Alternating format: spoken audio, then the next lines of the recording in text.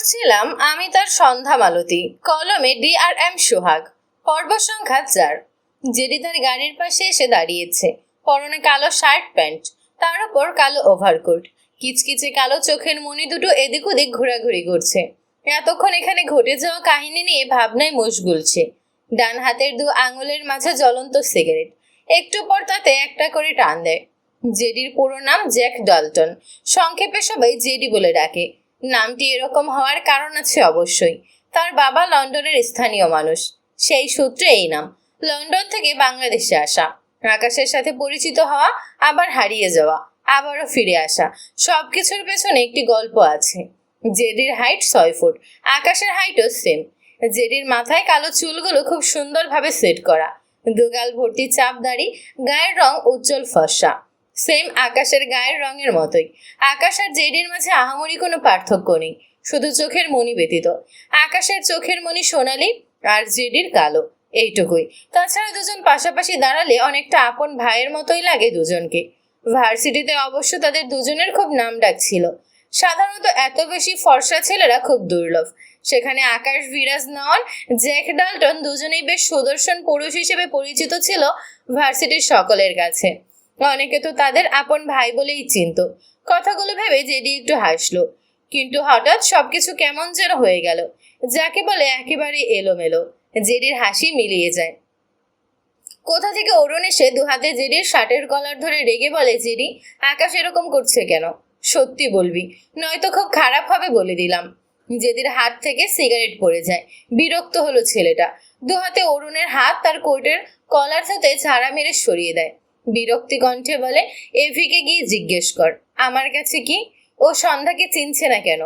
JD ভ্রু কুচকে বলে, হুইজ সন্ধ্যা? অরুণ দাঁত কিরমির করে বলে, সন্ধ্যা আকাশের বউ। জেডি এত অদ্ভুতভাবে তাকালো যেন পৃথিবীতে কোনো আশ্চর্যজনক ঘটনা ঘটেছে, যা সে মাত্র শুনল। হঠাৎই সে শব্দ করে হেসে দেয়। হাসতে হাসতে ডান হাতে গাড়ি ধরে রাখে। অরুণ বিরক্ত চোখে চেয়ে আছে। জেডি বহু কষ্টে নিজেকে সামলে বলে, তোর খোঁজ কি পাবনার লোকেরা এখনো পায়নি? একবার বলছিস এবির চোখ কালো ছিল, একবার বলছিস ও বিবাহিত ছিল। মানে মজা করার লিমিটটা একটু রাখ ডিয়ার। অরুণ হতাশ কণ্ঠে বলে, চোখের ব্যাপার নিয়ে কিছু বলছি না, কিন্তু ও সত্যি বিবাহিত। ওর। জেডি মাঝখান থেকে বলে, লাইক সিরিয়াসলি? আমার দুঃস্বপ্ন শুনতে চেয়ে নিজের ভিত্তিহীন স্বপ্ন ফাটাতে এসেছিস? ভালো কথা, শুনবো অবশ্যই, কিন্তু তুই প্লিজ একটা ডক্টর দেখা, নয়তো পাবনা যা, তোকে আর নেওয়া যাচ্ছে না। অরুণ রেগে বলে, আমি মিথ্যে বলছি না। জেডি মাছি তাড়ানোর ভঙ্গি করে বলে, এভির মেয়েদের অপছন্দ করার পিছনে অনেকগুলো কারণ আছে। এর মধ্যে তোর প্লে বয় রোল জাস্ট একটা নমুনা, আরো বড় বড় কারণ আছে। এগুলো তুই আমি সবাই জানি। এরপরও এসব কোন যুক্তিতে বলিস বুঝলাম না। মানে ওকে পুরো বিবাহিত বানিয়ে দিচ্ছিস? একসাথে এত গার্লফ্রেন্ডের ছ্যাঁকা খেয়ে গাঁজা খাওয়া শুরু করলে এরকমই হবে। অরুণ রেগে বলে, সবাইকে নিজের মতো ভাবা বন্ধ কর জেডি। আমি শিওর তুই আকাশকে আবারও বেপথে নিয়ে গিয়েছিস। এরকম হলে আন্টি তোকে ছাড়বে না। জেডি হেসে বলে, আমার পথ অলওয়েজ সুপথ ডেয়ার। তোদের মতো বালপাকনামি করা পাবলিক এসব বুঝবি না। তাছাড়া ভদ্রমহিলার উপর আমার রুচি নষ্ট হয়ে গেছে, অবশ্য তোর উপরও নেই, বুঝলি? বিশ্বাসঘাতক বলে কথা। অরুণ রেগে কিছু বলতে নেয়, তখনই পাশ থেকে সৌম্য উদ্বিগ্ন কণ্ঠে ডাকে, অরুণ ভাইয়া। অরুণ বাঁ দিকে ফিরে তাকায়। সৌম্যর কোলে সন্ধ্যাকে দেখে ছেলেটা বিচলিত হয়। এগিয়ে গিয়ে জিজ্ঞেস করে, সন্ধ্যার কি হয়েছে সৌম্য? সৌম্য চোখ বুজে শ্বাস নেয় কয়েকবার। লামিয়া বলেছে সন্ধ্যা উপর হয়ে পড়ে গিয়েছে। তাছাড়া সন্ধ্যা পেট ব্যথায় ভীষণ কাতরাচ্ছে। সৌম্য নিজেকে ভীষণ অসহায় লাগছে। বুক কাঁপছে তার বোনের বাচ্চার কোনো ক্ষতি হলো কিনা এই ভেবে। সন্ধ্যা তার ভাইয়ের বুকে মুখ ঠেকিয়ে নিঃশব্দে চোখের পানি ফেলছে। একে তো আকাশের পরিবর্তিত রূপ, সাথে তীব্র পেট ব্যথায় মেয়েটার জান যায় যায় অবস্থা। ডান হাতে সৌম্যর পিঠের দিকে শার্ট খামছে ধরে। ব্যথা প্রমোশনের উপায়। অরুণ সৌম্যর কাঁধে হাত রেখে অরুণকে ঝাঁকিয়ে রাখে। সৌম্য চোখ মেলে তাকায়। দুর্বল কণ্ঠে বলে, আপনার গাড়িটা কোথায় ভাইয়া? বনুকে হসপিটাল নেব। অরুণ জবাব দেয়, আমি বাইক নিয়ে বেরিয়েছি, গাড়ি তো আমার সাথে নেই। আচ্ছা দাঁড়াও। এরপর অরুণ জেডির দিকে তাকায়। জেডির দৃষ্টি সৌম্যর দিকে। অরুণ জেডির উদ্দেশ্যে বলে, লিফট দিবি? জেডি কিছু বলছে না। সৌম্যর দৃষ্টি জেডির উপর পড়ে। জেডিকে দেখে সৌম্য ভ্রু কুচকে নেয়। চেনা চেনা লাগছে, কোথায় যেন দেখেছে মনে হলো। 2 সেকেন্ডের মাথায় সৌম্যর মনে পড়ে জেডিকে। ভার্সিটিতে আকাশের সাথে সবসময় জেডিকে দেখতো। তাদের ব্যাচের বেশিরভাগ মানুষজন তো এভি জেডির ভাই। তাদের মধ্যে সৌম্যও ছিল, কিন্তু পরে জানতে পারে তারা ভাই নয়। তারপর হঠাৎই জেডি কোথায় যেন হারালো। সৌম্য এদের ব্যাপারে কিছু জানতো না, মাথাও ঘামায়নি। আজ এত বছর পর জেডিকে দেখে সে বেশ অবাক হয়। জেডি পকেট থেকে গাড়ির চাবি বের করে গম্ভীর গলায় বলে, ওকে। তার দৃষ্টি সৌম্যর পানে। জেডির সম্মতি পেয়ে সৌম্য খুশি হলো না। জেডির থেকে দৃষ্টি ফিরিয়ে সে অরুণের উদ্দেশ্য বলে, আমি সিএনজি করে চলে যাব অরুণ ভাইয়া। কথাটা বলে সৌম্য উল্টো দিকে এগোয়। অরুণ দ্রুত সৌম্যর সামনে দাঁড়িয়ে বলে, কি হয়েছে সৌম্য? জেডির গাড়িতে যাও, সন্ধ্যাকে অনেক অসুস্থ লাগছে। সৌম্য ছোট করে বলে, ওনার সাথে যাব না ভাইয়া। কেন? সৌম্য ফোঁস করে শ্বাস ফেলে বলে, ওনাকে আমার পছন্দ নয় ভাইয়া। উনি ভীষণ উচ্ছৃঙ্খল টাইপ, দৃষ্টিও ভালো লাগে না। আর জেডি এগিয়ে এসে বলে, কিছু বলছিলে ডেয়ার? সৌম্য চুপ হয়ে গেল। জেডি একবার সৌম্যর দিকে তাকায়, তো একবার সন্ধ্যার দিকে তাকায়। বলে, সালাম কালাম সব ভুলে গেছো? সেসব থাক, কোলে এটাকে। সৌম্য ভদ্রতা সূচক উত্তর দেয়, ছোট বোন। জেডি হেসে বলে, ওহ নাইস, তোমার বোন তো পাক্কা লাইলি। বাট মজনু পাত্তা দিচ্ছে না। আই থিঙ্ক মাথায় গন্ডগোল হয়েছে। নকল মজনুকে আসল মজনু ভাবছে। এটুকু বলে জেডি পকেট থেকে একটি 1000 টাকার নোট বের করে সৌম্যর বুক পিকটে রেখে বলে, তোমার বোনকে একটা পাগলের ডক্টর দেখিয়ে নিও, কেমন? সৌম্য থমথমে মুখে তাকায়। সে জেডিকে উচ্ছৃঙ্খল বলায় জেডি তাকে সূক্ষ্ম অপমান করলো। এটা খুব ভালো করেই বুঝলো সে। জেডি এক পা পিছিয়ে গিয়ে হেসে বলে, আমাকে যতটা খারাপ ভাবো, ট্রাস্ট মি, আমি তার চেয়েও 1000 গুণ খারাপ। প্রুফ চাইলে আমার গাড়ি ছাড়া হসপিটাল গিয়ে দেখাও। এখানে কি কথা হচ্ছে সন্ধ্যার মাথায় কিছুই ঢুকছে না। এই পর্যায়ে এসে অসহনীয় পেট ব্যথা, সন্ধ্যা জ্ঞান হারায়, বা হাত ছেড়ে দেয়। ব্যাপারটি যদি লক্ষ্য করে হেসে বলে, যা, তোমার বোন তো মরে গেল। সৌম্যর বুক কেঁপে উঠল। দ্রুত সন্ধ্যার দিকে তাকায়। বনুকে অচেতন অবস্থায় দেখে সৌম্যর সব এলোমেলো লাগে। অসহায় কণ্ঠে ডাকে বনু। জেডি তার গাড়ির চাবি অরুণের পকেটে রেখে অরুণের বাইকের চাবি নিয়ে নেয়। উল্টো দিকে ফিরে হাঁটতে হাঁটতে বলে, ওদের নিয়ে যাও অরুণ। সৌম্যর নিজেকে ভীষণ অসহায় লাগছে। আশেপাশে তাকালো সে, জায়গাটি একদম ফাঁকা। কত দূর গেলে যে গাড়ি পাবো? তাছাড়া জেডিকে তার সেই আগের মতোই লাগলো। সে যা বলবে না শুনলে তোলকালাম কাণ্ড বাঁধায়। সৌম্য কারো অপমান সয়ে তার অনুদান নিতে বিন্দুমাত্র আগ্রহী হয় না। কিন্তু এখন তার বনুর জীবন জড়িয়ে। বনুর জন্য সে তার অপমান ভুলে গিয়ে গাড়ির দিকে এগিয়ে গেল। অরুণ গাড়ির দরজা খুলে দিলে সৌম্য সন্ধ্যাকে নিয়ে গাড়িতে উঠে বসে। অরুণ ড্রাইভিং সিটে উঠে গাড়ি স্টার্ট দেয়। রাস্তার অপর পাশে লামিয়া। সে সন্ধ্যা আর তার ব্যাগ স্কুটির সামনে রেখে স্কুটি স্টার্ট দিয়ে গাড়ির পিছু পিছু যায়। কিছু দূর এসে জেডি অরুণের বাইক পেয়ে বাইকে উঠে বসে। কানে ব্লুটুথ লাগিয়ে বাইকে স্টার্ট দেয়। দৃষ্টি অদৃশ্য হওয়ার পথে তার গাড়ির দিকে। হঠাৎই বাইক টান দেয়। বাইকের স্পিড হাই। কয়েক সেকেন্ডের মাথায় জেডি তার গাড়ির পাশাপাশি এসে বাইকের স্পিড কমায় আর একটু চেপে যায় তার গাড়ির দিকে। বাঁ দিকে ঘাড় ফেরায়। অরুণের চোখে মুখে চিন্তা, মনোযোগ দিয়ে গাড়ি চালানোয় ব্যস্ত। জেডি বাঁকা হেসে গলা চড়িয়ে বলে, গাড়ির ব্রেক তো ফেল ডিয়ার। কথাটা শুনতেই অরুণ দ্রুত ডান দিকে ঘাড় বাঁকায়। রেগে বলে, তোর প্রবলেম কি জেডি? কথাটা বলে অরুণ গাড়ি থামানোর চেষ্টা করে, কিন্তু পারছে না। তার মনে হলো সত্যি হয়তো গাড়ির ব্রেক ফেল। বেচারা অতিরিক্ত টেনশনে হাইপার হয়ে গিয়েছে। জেডি শব্দ করে হাসে বলে, কবরস্থানে 3টা কবরের টিকিট কাটতে যাচ্ছি, সাবধানী মরবি, ওকে ডিয়ার। কথাটি বলে জেডি তার বাইকের স্পিড বাড়ায়। এদিকে অরুণ গাড়ি থামানোর চেষ্টা করে, অথচ প্রতিবারই ব্যর্থ হচ্ছে। পিছন থেকে সৌম্য বলে, অরুণ ভাইয়া, গাড়ির ব্রেক ঠিকই আছে, আপনি গাড়ি চালান। তখনই অরুণ গাড়ির ব্রেক কষে, স্বস্তির নিঃশ্বাস ফেলে। সত্যি গাড়ির ব্রেক ঠিকই আছে। ওই যে কথায় আছে, অতিরিক্ত হাইপার হলে সহজ জিনিস হাতের বাইরে চলে যায়। অরুণের ক্ষেত্রে তেমনটাই হয়েছিল। কিন্তু সৌম্য কিভাবে বুঝলো? অরুণ পিছু ফিরে জিজ্ঞেস করে, তুমি কিভাবে বুঝলে সৌম্য? সৌম্য জবাব দেয়, আপনি ওনার বন্ধু, তাই মনে হলো। আপনি প্লিজ দ্রুত চলুন, বনুর জন্য চিন্তা হচ্ছে। অরুণ আর সময় নষ্ট না করে গাড়ি স্টার্ট দিল। সৌম্য তার বুকে পড়ে থাকা অচেতন সন্ধ্যার দিকে তাকায়। মুখটা মলিন। ডান হাত অতি স্নেহের সাথে সন্ধ্যার মাথায় বুলিয়ে দেয়। আজ কি হয়েছে কে জানে। সে শুধু চায় তার বোনের বাচ্চাটা সুস্থভাবে এই পৃথিবীতে আসুক। তার বোনের একটুখানি সুস্থ হওয়ার জন্য এই একটাই সম্বল হিসেবে ধরে রেখেছে সৌম্য। আর তো কোনো উপায় নেই। অরুণের কথায় ধ্যান ভাঙে সৌম্যর। জেডি আমার বন্ধু নয় সৌম্য, ও শুধু আকাশের বন্ধু। অরুণের কণ্ঠে রাগ। সৌম্য ভ্রু কুচকে তাকিয়ে রইল। এসব ব্যাপারে সে জানে না, তাই অবুঝ নয়নেই চেয়ে রইল। জেডি খুব রিল্যাক্স মুডে বাইক চালাচ্ছিল। হঠাৎই চোখ মুখ শক্ত হয়ে যায়। বাইকের স্পিড সর্বোচ্চ করে, আঁকাবাঁকা করে বাইক টেনে নিয়ে যায়। তীব্র বাতাসে চোখ বুজে আসার কথা, অথচ জেডির চোখ জোড়া তীক্ষ্ণ, একেবারের জন্য বন্ধ হয় না। রাগে মুখ লাল হয়ে গিয়েছে। বিড়বিড় করে, এভির বাচ্চা। কিছু সময়ের মাঝে একটি হসপিটালের সামনে বাইক থামায় জেডি। দ্রুত বাইক থেকে নেমে হসপিটালের দিকে দৌড় দেয়। হাঁটুর সমান ওভারকোট পিছনে কিছুর সাথে বেঁধে যাওয়ায় ডান হাতে জোরে টান দেয়। এক কোনায় সামান্য ছিঁড়ল বোধ হয়। জেডি সেদিকে পাত্তা দিল না, দৌড় লাগায় ভেতরে। তিনতলায় এসে থামে জেডি, হাঁপিয়ে গিয়েছে। সামনে তাকালে দেখলো ইভি ভীষণ সিরিয়াস ভাবে একজন ডক্টরের সাথে কথা বলছে। জেডি বড় বড় পা ফেলে এগিয়ে যায়। কোনো কথা ছাড়া এবিকে টেনে সরিয়ে দিয়ে বাঁ হাতে ডক্টরের কলার শক্ত করে ধরে ডান হাতের সমানে ঘুষি মারে। থামাথামির নাম নেই। এভি হতভম্ব চোখে তাকায়। ডাক্তারের বয়স আকাশদের মতোই। সে মার খাচ্ছে কেন তাও বুঝলো না। জেডিকে আটকাতে চাইলেও পারে না। জেডি লোকটিকে মারতে মারতে মাটিতে শুইয়ে দিয়েছে। আশেপাশে সকলে দাঁড়িয়ে দাঁড়িয়ে তামাশা দেখছে। আকাশ এগিয়ে আসার আগেই কোথা থেকে নিয়াজ দৌড়ে এসে জেডিকে আটকায়। চেঁচিয়ে বলে, আরে কে আপনি? আমার বন্ধুকে এভাবে মারছেন কেন? জেডি রেগে নিয়াজকে ধাক্কা দিয়ে আবারও মারতে উদ্যত হয়। নিয়াজ এগিয়ে এসে জেডির হাত শক্ত করে ধরে। জেডি মুখ তুলে চায়, চেঁচিয়ে বলে, এই ছেলের এত সাহস কোথায় পেয়েছে যে ও এভির চোখে লেন্স লাগিয়ে দিতে চায়? নিয়াজ বিস্ময় দৃষ্টিতে চেয়ে আছে। অবাক স্বরে বলে, জেডি তুমি হঠাৎ কোথা থেকে এলে? আর আমার বন্ধুকে এভাবে মারছই বা কেন? জেডি রেগে নিয়াজের মুখে একটা ঘুষি মেরে দেয়, সাথে বলে, তোমাকেও মারা উচিত। দুই বন্ধু যুক্তি করে এভির পেছনে পড়েছো, তাই না? নিয়াজ হতভম্ব হয়ে যায়। জেডির কথার আগামাথা কিছুই বুঝলো না।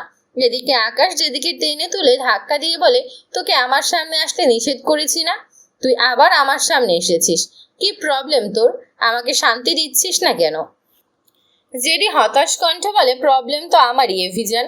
তোর চোখ গেলে পরে আমার বউ ভেস্তে যাবে, কারণ আমি বউ রেখে অন্ধ এভিকে প্রক্সি দিতে আসবো।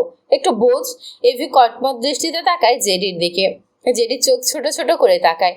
এভি দাঁত কিরমির করে বলে, আমি যখন বলেছি আমি লেন্স পরবো মানে পরবো। জেডি হেসে বলে, পরবি না জান। এভি রেগে আবারও কিছু বলতে নেয়, তখনই নিয়াজ এভিকে ঘুরিয়ে তার দিকে ফেরায়। দৃষ্টিতে বিস্ময়, ঢোক গিলছে বারবার। এটা কি করে সম্ভব? গত 4 মাস যাকে মৃত ভেবে এসেছে, সে এখন জলজ্যান্ত তাদের সামনে দাঁড়িয়ে আছে। ডান হাত তুলে এভির গালে রেখে থেমে থেমে বলে, আকাশ তুমি বেঁচে আছো? আকাশ ভ্রু কুচকে তাকায়। নিয়াজ আকাশকে জড়িয়ে ধরে। তার তো বিশ্বাসই হচ্ছে না এটা আকাশ। এদিকে নিয়াজের কাণ্ডে আকাশ হতবাক হয়। মনে হচ্ছে নিয়াজ পুরনো প্রেমিক খুঁজে পেয়েছে। তাকে কোন দিক দিয়ে নিয়াজের প্রেমিকা লাগছে। আকাশ নিয়াজকে ধাক্কা মেরে সরিয়ে দেয় নিয়াজের থেকে। রেগে বলে, কি প্ল্যান করছো তুমি? তোমার ভালো মানুষের আড়ালে আসল তুমি কি আমি খুব ভালো করেই চিনি। নিয়াজ অবাক হয়ে বলে, মানে কি বলছো? তাছাড়া তুমি এতদিন কোথায় ছিলে? আকাশ বিরক্তি কণ্ঠে বলে, তোমার শ্বশুর বাড়ি। জেডি নিয়াজের সামনে দাঁড়িয়ে চোখ ছোট ছোট করে বলে, ব্যাপার কি? তুমি না আকাশের শত্রু? হঠাৎ প্রেমিক প্রেমিক ভাইব দিচ্ছ কেন? তুমি ছেলে, এটা মাথায় রাখো, আর আমার এভিজানের থেকে দূরে থাকো। নিয়াজ হতভম্ব চোখে তাকায়। জেডি এসেই যে ডক্টরকে মারলো তার নাক দিয়ে কয়েক ফোঁটা রক্ত গড়িয়ে পড়েছে। ধীরে ধীরে উঠে দাঁড়িয়ে ডান হাতের তালু দিয়ে রক্তকণা মুছে নেয় সে। এভি তার সামনে এসে গম্ভীর স্বরে বলে, আজকে লেন্স পরাতে পারবে না? ছেলেটি ঢোক গিলল। এভির পাশ থেকে জেডি কৌতুক স্বরে বলে, শুধু আজকে নয়, এক্ষুনি পারবে। আর তারপর জানটা দিয়ে দিতে হবে। লেন্স পরাবে, জান দিবে, পারবে না ডেয়ার? এভি ওভারকোটের ভেতর পকেট থেকে একটা পিস্তল বের করে পিস্তলটি ঘোরায় আর ডক্টরের দিকে চেয়ে গম্ভীর গলায় বলে, আমাকে লেন্স না পরালে এক্ষুনি জান দিতে হবে। কি চাও বলো তো? নিয়াজের কলিগ ভীতি চোখে একবার জেডির দিকে তাকায় তো একবার এভির দিকে। বেচারা এটা কোথায় ফাঁসলো? সে এদের দুজনের কাউকেই চেনে না। তার পরিচয় নিয়াজের সাথে। অল্পদিনেই খুব ভালো বন্ধুত্বপূর্ণ একটি সম্পর্ক গড়ে উঠেছে তাদের মাঝে। কিন্তু সে নিয়াজের থেকে ভীষণ ভীত টাইপ। তার মাঝে আবার এসব। নিয়াজ এগিয়ে এসে আকাশের হাতে পিস্তল দেখে ভীষণ অবাক হয়ে বলে, আকাশ তোমার কি হয়েছে একটু ক্লিয়ার করবে প্লিজ? এভি নিয়াজের কলার ধরে চিবিয়ে চিবিয়ে বলে, তোমার বন্ধুকে রাজি হতে বলো, নয়তো ওকে সহ তোমাকে একদম মেরে ফেলবো। নিয়াজ ঢোক গিলল। তার দৃষ্টি আকাশের সোনালি চোখের মণিতে। অবাক হলো না, অবাক হলো আকাশের স্বভাব দেখে। অতঃপর বলে ঠিক আছে, ওর চেয়েও ভালো ডক্টর আছে, আমার বড় স্যারের সাথে কথা বলে তোমাকে জানাবো। এভি গম্ভীর স্বরে বলে গুড, ডেট যেন আজকেই হয়। এরপর নিয়াজকে ছেড়ে এভি ডান হাতে জেডিকে ধাক্কা দিয়ে সামনের দিকে চলে যায়। জেডির রাগান্বিত দৃষ্টি নিয়াজের উপর। নিয়াজের দিকে তেড়ে এসে বলে তুমি এভিকে কি বললে? নিয়াজ ঢোক গিলে বলে তোমরা দুজন এরকম করলে আমি কোন দিকে যাব বলো তো? তাছাড়া আকাশ এতদিন কোথায় ছিল, আর ও বাঁচলো কিভাবে? তুমি সব জানো তাই না? জেডি তীক্ষ্ণ চোখে তাকায় নিয়াজের দিকে। পিছন থেকে অরুণ বলে জেডি তুই সব ক্লিয়ার করবি এক্ষুনি। জেডি ঘাড় বাঁকিয়ে অরুণের দিকে তাকায়, বাঁকা হেসে বলে কিচ্ছু ক্লিয়ার করব না। কি করবি তুই? অরুণ রেগে বলে করবি তুই। আকাশ সন্ধ্যার সাথে এরকম কেন করছে? সন্ধ্যাকে একদম চিনতেই পারছে না। কি হয়েছে আকাশের বল? জেডি বিরক্ত হলো। আবার কোন সন্ধ্যা ফন্ধ্যাকে টেনে আনছে? অরুণের কথা শুনে নিয়াজ অবাক হয়। আকাশ সন্ধ্যাকে চিনতে পারছে না, এটা কখনো সম্ভব? অতঃপর বলে এসব কি বলছো অরুণ? অরুণ উত্তর করে আমি ঠিকই বলছি। তুমি জানো নিয়াজ, সন্ধ্যা আকাশকে টাচ করেছে বলে আকাশ ওকে থাপ্পড় পর্যন্ত মেরেছে। নিয়াজ এবার ভীষণ অবাক হয়। কিছুক্ষণ আগে বলা আকাশের কাণ্ডর সাথে আকাশের বলা কিছু কথাগুলো নিয়ে ভাবলো খানিক। অতঃপর জেডির দিকে তাকিয়ে বলে শর্ট মেমোরি লস। জেডি নীরব। নিয়াজ আবারও বলে কিছু বলছো না কেন? জেডি বিরক্ত কণ্ঠে বলে এসব বাদ দাও। তুমি এভিকে লেন্স পরিয়েছিলে কেন? আমি পড়াইনি, আমার বড় স্যার পড়িয়েছিল। কানেকশন তো তোমার সাথে। Do you have any idea টানা কবছর লেন্স পড়ার কারণে এভির চোখের অবস্থা কতটা খারাপ হয়েছে? নিয়াজ থমথমে মুখে তাকায়। জেডি দাঁতে দাঁত চেপে বলে এভির চোখে অ্যাগেন লেন্স পড়ালে সেই ডক্টরকে আমার হাত থেকে কেউ বাঁচাতে পারবে না। আমাকে নিশ্চয়ই নতুন করে চেনাতে হবে না, তাই না ডিয়ার? শেষ কথাটা বাঁকা হেসে বলে। এরপর সে আর এখানে দাঁড়ালো না। নিয়াজ থমথমে মুখে তাকিয়ে থাকে। কানে বাজলো দুটো বাক্য। আন্টি, আকাশকে এভাবে লেন্স পরিয়ে রাখলে অনেক বড় ক্ষতি হয়ে যেতে পারে। হলে হবে, সর্বোচ্চ অন্ধ হবে, আমার কোনো সমস্যা নেই। এ ব্যাপারে আর কখনো কোনো কথা বলবে না, না আমাকে আর না তো আকাশকে। অরুণের ধাক্কায় নিয়াজের ধ্যান ভাঙে। অরুণ ভ্রু কুঁচকে বলে আরে আকাশ জেদের উপর জেদ করে এমন আগেও করেছে, এখনো করছে। জেডি এখন সব সামলাবে। কিন্তু তুমি আকাশের ব্যাপারে কি বললে? ও সন্ধ্যাকে চিনছে না কেন? নিয়াজ মৃদু স্বরে বলে বুঝতে পারছি না অরুণ, আমি আকাশকে একবার চেক আপ করলে বুঝতে পারবো। আর তাছাড়া নিয়াজের কথা ফুরিয়ে যায়, মাথায় অনেক কিছুই ঘুরছে। সন্ধ্যা বিছানার এক কোণায় শুয়ে আছে। চোখের পাতা বন্ধ হলেও সে জেগে আছে। থেকে থেকে চোখের কোণ ঘেঁষে নোনা পানি গড়িয়ে পড়ে। এক পাশে লামিয়া বসে আছে, অপর পাশে ইরা।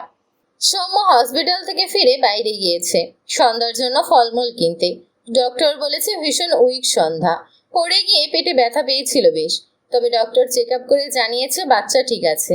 এতে সবাই আপাতত স্বস্তি পায়।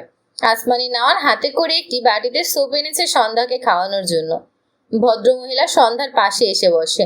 সন্ধ্যার মাথায় হাত বুলিয়ে মৃদু স্বরে ডাকে জান্নাত। সন্ধ্যার সাথে সাথে চোখ মেলে তাকায়। কাঁদতে কাঁদতে চোখের 12টা বাজিয়েছে। মেয়েটা ফুপিয়ে বলে আম্মা, আমি তোমার ছেলেকে দেখেছি। ওনাকে একটা কল করো না, একটু আসতে বলো, একবার আসতে বলো। আসমানি নওয়ান এরা দুজনেই অসহায় চোখে তাকায় সন্ধ্যার দিকে। তারা দুজনেই ভাবছে এসব সন্ধ্যার ভুল ধারণা।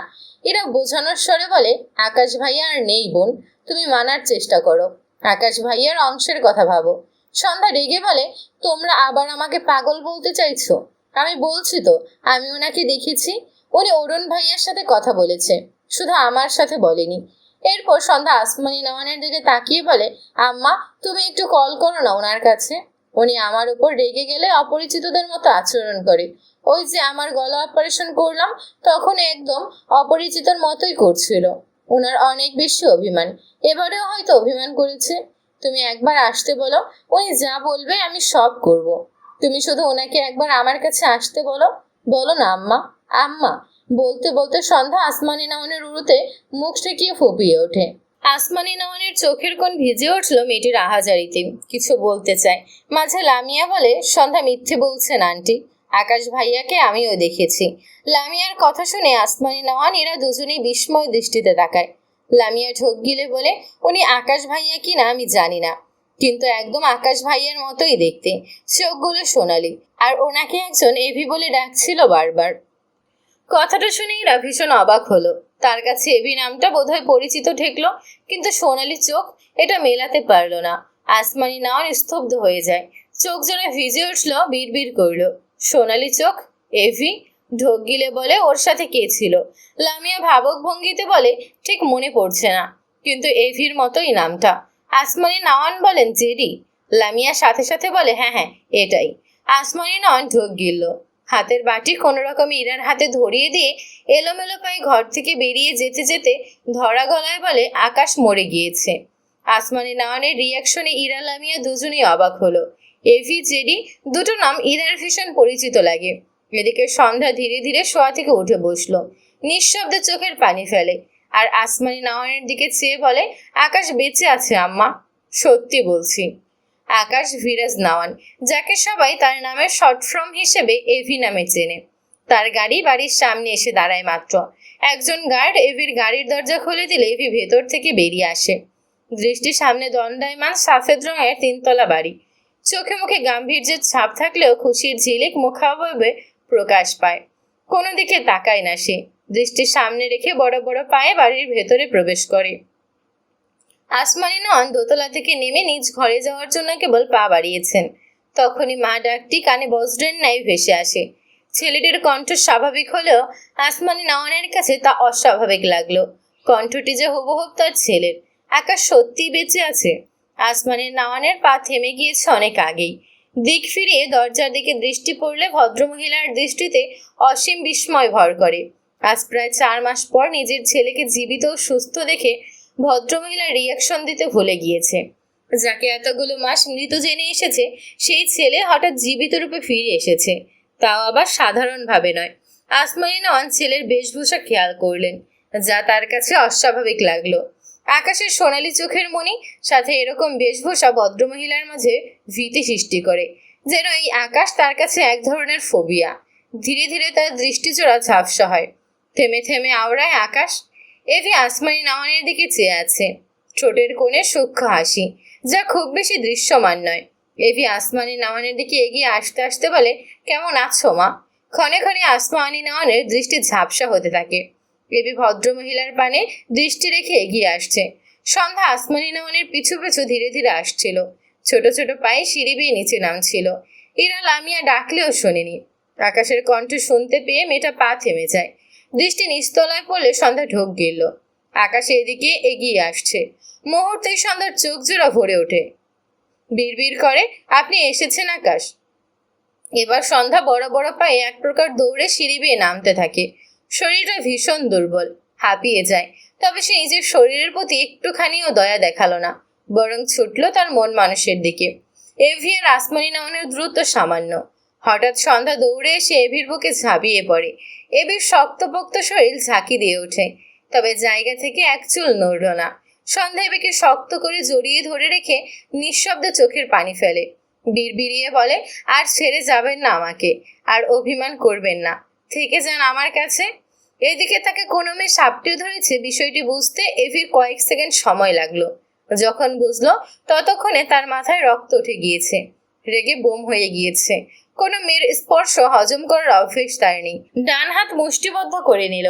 রাগের ফলে সোনালি চোখের মণি দুটো স্বাভাবিকের চেয়ে বেশি ঝিলিক দিচ্ছে, যা আগুনের মতো দপদপ করছে মনে হলো। এভি বা হাত তুলে সন্ধ্যার কাঁধে রাখে শক্ত করে, এরপর চোখের পলকে সন্ধ্যাকে জোরে ছুড়ে এক ধাক্কা দেয়। সন্ধ্যা পড়তে পড়তে বেঁচে যায়। নিজের দুর্বল শরীরটাকে বহু কষ্টে সামলিয়ে দাঁড়িয়ে যায়। বিস্ময় দৃষ্টিতে তাকায় তার সামনে দণ্ডায়মান মানুষটার দিকে, যার দৃষ্টির তীক্ষ্ণতা সন্ধ্যার ভেতর পর্যন্ত কাঁপিয়ে দেয়।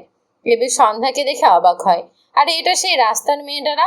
মেয়েটা তার পিছু পিছু তার বাড়িতেও চলে এসেছে। আর তো নেওয়া যাচ্ছে না একে। আকাশ সন্ধ্যার দিকে চেয়ে রাগান্বিত স্বরে বলে, হাউ ডিয়ার ইউ, আমাকে টাচ করার সাহস কে দিয়েছে তোমাকে? বলতে বলতে এভি সন্ধ্যার গালে থাপ্পড় মারার জন্য হাত তোলে। সন্ধ্যা ফুপিয়ে উঠে বলে, আপনি আবার আমাকে মারবেন? আকাশের হাত থেমে যায়, থমথমে দৃষ্টিতে তাকায় সন্ধ্যার দিকে। মেয়েটা আবার কাঁদছে। আকাশ ঝোঁক গিলল, ধীরে ধীরে হাত নামিয়ে নেয়। ওদিকে আসমানি নওয়ান আকাশের দিকে অবাক হয়ে তাকিয়ে আছে। আকাশ সন্ধ্যার সাথে এরকম করছে কেন? দোতলায় দাঁড়ানো এরার অবস্থাও সেম, মনে হচ্ছে নতুন এক আকাশকে দেখছে। আসমানি নওয়ান অবাক হয়ে বলে, আকাশ, তুমি সন্ধ্যার সাথে এভাবে কথা বলছো কেন? আকাশ একবার তার সামনে দাঁড়ানো মায়ের দিকে তাকায়, দৃষ্টি ফিরিয়ে আবারও সন্ধ্যার দিকে চেয়ে বিরক্ত কণ্ঠে বলে, মেয়েটি অনেক গায়ে পড়া স্বভাবের মা, সেই রাস্তা থেকে আমার পিছু পড়ে আছে। সন্ধ্যা বিস্ময় দৃষ্টিতে তাকায়। আকাশ তাকে রাস্তার মেয়ে বলতে পারলো। মেয়েটার ভেতরটা ভেঙে আসে। আকাশ সবাইকেই তো চিনছে, তবে তাকে কেন চিনছে না? সন্ধ্যার বুক ফেটে কান্না আসে। এগিয়ে এসে দু হাতে আকাশের ওভারকোটের কলার ধরে কান্না মাখা গলায় বলে, আপনি সবাইকে চিনছেন, শুধু আমায় চিনছেন না কেন আকাশ? এই দেখুন, আমি আপনার সন্ধ্যা মালতী, আপনার শোনাবো, আপনার ভালোবাসা। আমায় খুব আদর করে শোনাবো বলে রাখতেন, তবে আজ কেন অস্বীকার করছেন বলুন? আমায় এভাবে দূরে সরিয়ে দিবেন না। একবার আমার দিকে তাকিয়ে দেখুন, গত 4 মাসে আমি কত শুকিয়ে গিয়েছি। আমায় বকবেন না আপনি? আচ্ছা, আপনি কি কোনো কারণে আমার উপর অভিমান করেছেন? বেশ, আমি আপনার সব অভিমান ভাঙিয়ে দেব। দোহাই, আপনি শুধু আমায় অস্বীকার করবেন না, করবেন না অস্বীকার। আকাশ ঢোক গিলল। রাগান্বিত দৃষ্টি নরম হয়ে এসেছে। সন্ধ্যার কথাগুলো তার মাঝে কতটুকু প্রভাব ফেলেছে কে জানে। সন্ধ্যা দুহাত তার কলার থেকে সরিয়ে দেয়। কিছু একটা আন্দাজ করে মৃদু স্বরে বলে, সরি টু সে, আমি মেয়েদের লাইক করি না, সো বিয়ে করার প্রশ্নই ওঠে না। I think you are sick, like kindly mad. Sandhya বিস্ময় দৃষ্টিতে তাকায়। এই দিন দেখার জন্য তার হায়াত ফোরায়নি। নির্বাক দু চোখ বেয়ে আবারও নোনাজল গড়িয়ে পড়ে। বিড়বিড় করে, আমার ভালোবাসা দিয়ে হারিয়ে গেলেন, এই আমি কি ভুলে গিয়ে ফিরে এলেন? আমি আপনাকে মনে রেখে পাগলামি করছি বলে কত সহজে আমায় পাগল উপাধি দিয়ে দিলেন। আকাশ সন্ধ্যার বলা কথাগুলো শুনতে পেল না। সন্ধ্যার শরীর ভেঙে আসে, চোখের পাতা বুঝে আর খোলে। এভাবে বেশ কয়েকবার করে এক পর্যায়ে পড়ে যেতে নেয়। আকাশ সন্ধ্যাকে পাস করে তার মায়ের দিকেই যাচ্ছিল। সন্ধ্যাকে পড়ে যেতে দেখে দ্রুত মেয়েটিকে আগলে নেয়। সন্ধ্যা বোধহয় পুরোপুরি জ্ঞান হারায়নি। বুঝলো হয়তো আকাশ তাকে ধরে নিয়েছে। নিভু নিভু চোখে চেয়ে বিষাদ মাখা হাসি আসলো। এরপর শরীর একেবারেই ছেড়ে দেয়। আকাশ অদ্ভুতভাবে সন্ধ্যার দিকে তাকিয়ে আছে। সন্ধ্যার ওই হাসিটুকু আকাশের চোখে পড়েছে। ভীষণ অস্থির লাগছে ছেলেটার। বহু কষ্টে তখনকার সেই অসহনীয় দহন প্রমোশন করেছিল, এখন আবারও যেন হাজির হচ্ছে। আকাশ ঢোক গিলল। ভাবলো সন্ধ্যাকে ছেড়ে দেবে, মেয়েটা পড়ে যাক মরে যাক, তাহলে যদি সে একটুখানি শান্তি পায়। অতঃপর আকাশ সত্যি সত্যি সন্ধ্যাকে ছেড়ে দেয়। আসমানি নয় এটা দেখে বিচলিত কণ্ঠে বলে, কি করছো? সন্ধ্যা তো ব্যথা পাবে, ওকে ধরো। আকাশের এবারেও কি হলো কে জানে। সাথে সাথে অচেতন পরন্ত সন্ধ্যাকে আবারও আগলে নেয়। সন্ধ্যার মাথা একদম তার বুকে এসে ঠেকেছে। আকাশের দৃষ্টি সন্ধ্যার মলিন মুখে নিবদ্ধ। ছেলেটার হৃদস্পন্দনের গতি অস্বাভাবিক।